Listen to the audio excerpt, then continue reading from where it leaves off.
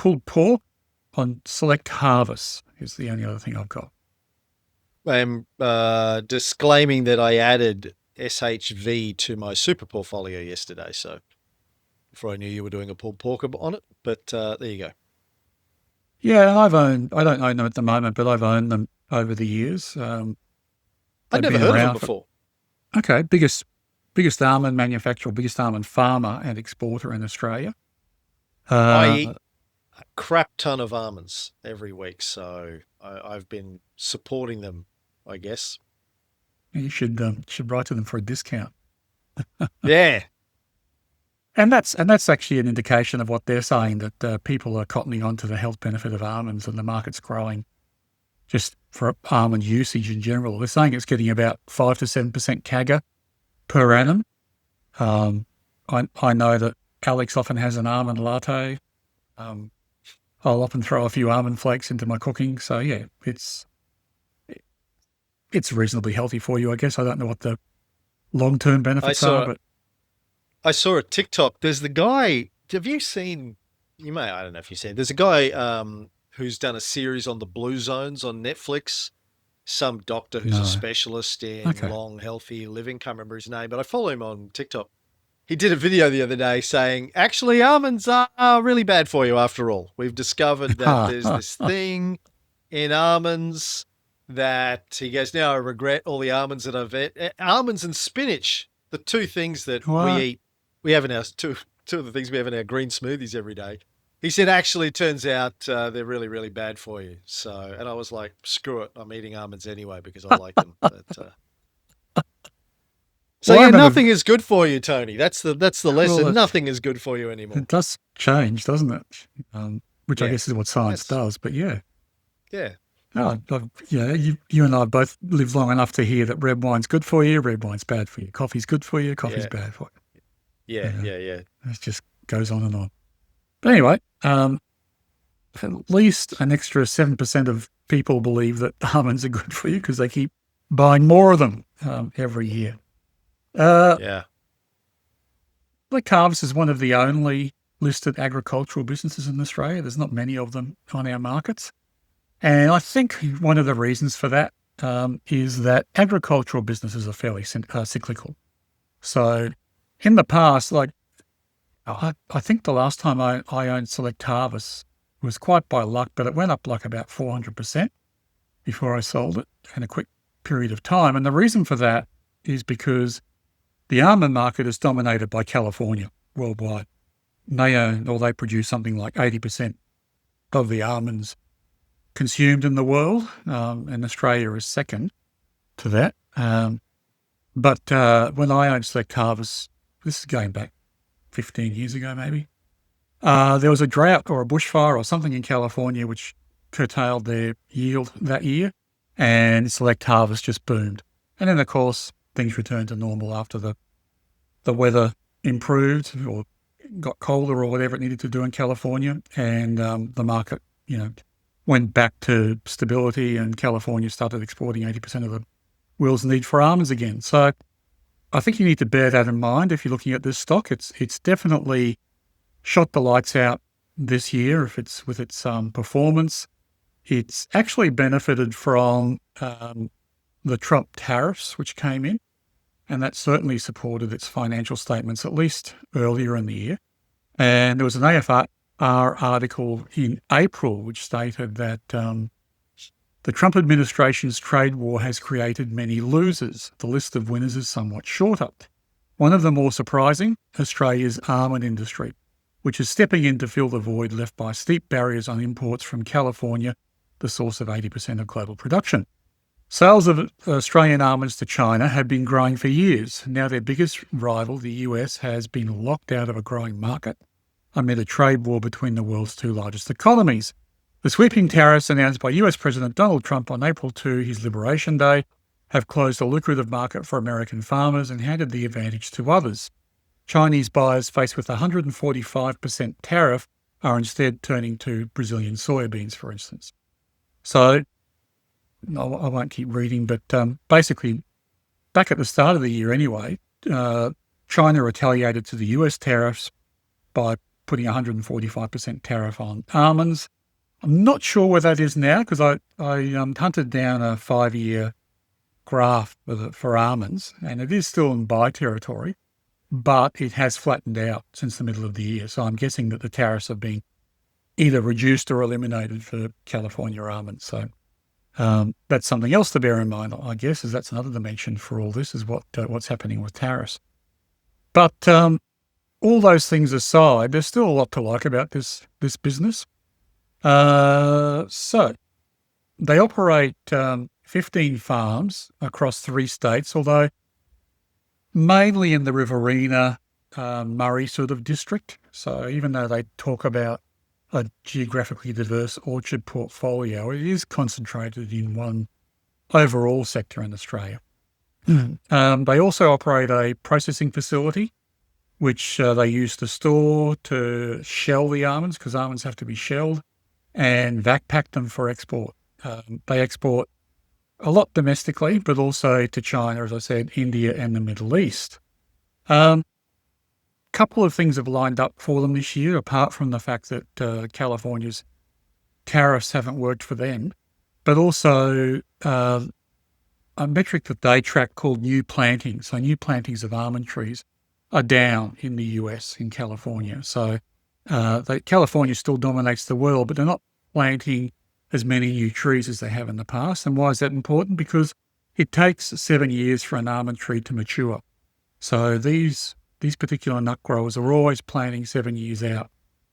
So potentially because of the tariffs, they stop planting. I don't know the reason, but their market will hit a trough in about 7 years, which will also help Select Harvest, because they're still planting.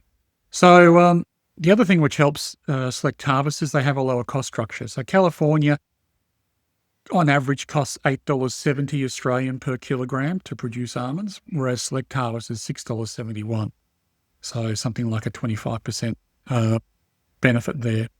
So the kind of market dynamics is good for this company, but also they're doing a lot to try and improve their own fortunes.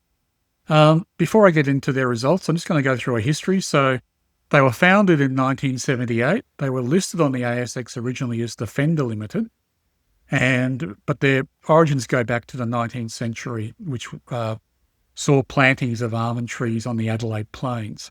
And their farms spanned from sort of northwest South Australia across to Griffith in New South Wales.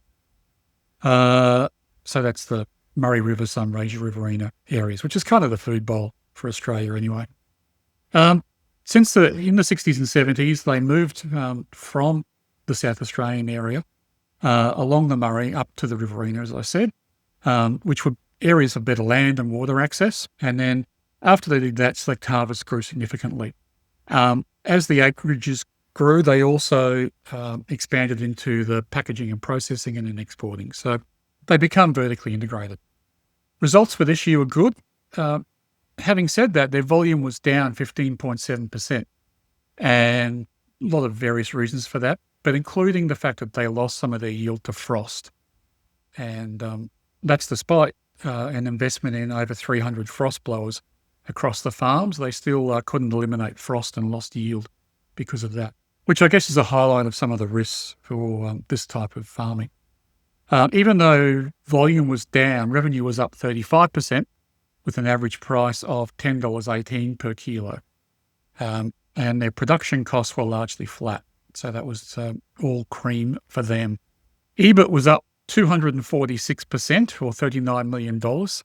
And earnings per share was up a whopping 2,932%, because it was almost break even last year at 740K. And this year they made 22.44 million cents per share, I guess is a bit of a way of saying it. Part of that was a gain from the sale of water rights, of $5.8 million, and a net reduction in debt of 51%, which also lowered their interest costs. And the water rights thing is very interesting. And I actually have a friend who's a nut farmer, not an almond farmer, but a macadamia farmer. And he talks a lot about trading water rights along the Murray. So banking them, keeping a hold of them, and then selling them at the right time and buying them back at the right time. So again, another risk and dimension that needs managing for this business. But it's good from a QAV numbers point of view. So it's new on the buy list this week. ADT is reasonably high. It's just under $1 million, so 966,000 average daily trade. Stock price I'm doing the analysis on is $4.76, which is 86% of consensus target, but above IV1 of $1.14 and just a bit above IV2 of $3.85, or actually 25% above IV2 of $3.85. Net equity per share is $3.68. So we can't buy it for book, but book plus 30 is $4.79. So we can buy it for just under book plus 30. No dividend. The company tends to be reasonably capital intensive. And when it makes some money, it goes out and buys new machinery or buys new farms. So it doesn't pay a dividend. Stock Doctor financial health and trend is strong and steady. Stockopedia has a quality ranking of 89, which is quite good, and an F score of 8 out of 9, which is very good. Total score in Stockopedia is 97, which is also very good. The PE for this company is 21.4 times, which is not a 3-year low, so we can't score it for that. PropCAF is 5.7 times, so that's what's driving its score.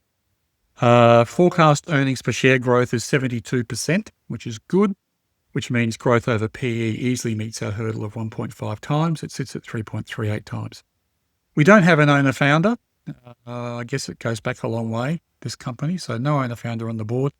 Management don't have a meaningful shareholding, which kind of surprised me, but that's how it is. It's a new buy signal for us, a new 3PTL upturn, so that gets a point. And looking at its equity, it hasn't been growing consistently, so we can't score it for that. All up, quality is 11 out of 16, or 69%, and the QAV score is 0.12. So it's on the buy list, but it's towards the bottom of the buy list. Plenty of risks associated with this company. I spoke about seasonality, and certainly any sort of severe weather is going to affect the yield on this company. And bear in mind, it's a nut harvester, so it only gets one chance to make bank during the year when they harvest their nuts. Otherwise, it's a cost center for this company, even though they get sales all year round as they export. But it is heavily weather dependent. Luckily, the area it operates in is pretty stable and have been for a long time. So that's one way to mitigate the risk. The California crop is probably its biggest advantage and disadvantage. So as I said before, this year the yield and new plantings are both down, but that may not last and they may turn around at some stage. It's an agricultural business, and it's interesting to drill down into what its dependencies are. One of them that surprised me when I first saw it, but it makes sense, is that they have to buy bees to pollinate the trees. So they're dependent on there being a supply of bees. I think this year they imported bees from WA. So it's that's an interesting dimension to the business, and obviously a risk. They get insect damage once the plants become, I'm going to say the word ripe. I don't know if nuts ripen, but certainly mature. They can be attacked by insects, and Select Harvest has been very proactive at trying to manage these risks, and they've just invested in new machines, which they call shakers, which is how they harvest an almond tree.